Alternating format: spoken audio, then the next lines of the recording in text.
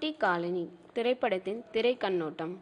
வம்சம், மௌனகுரு போன்ற வெற்றி படங்களின் வரிசையில் அருள்நிதி நடித்து வெளிவர இருக்கும் படம்தான் டிமாண்டி காலனி.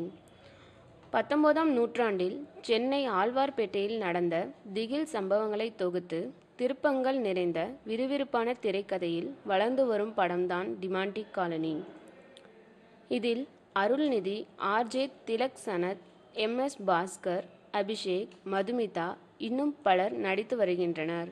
இதில் நடிக்கும் நாயகியின் பெயரை அறிவிக்காமல் பல குழுவினர் சஸ்பென்ஸாகவே வைத்துள்ளனர்.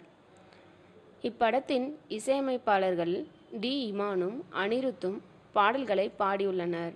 பாடகியும் திரை நட்சத்திரமுமான ஆண்ட்ரியா அட்டகாசமான பாடலை பாடியுள்ளார்.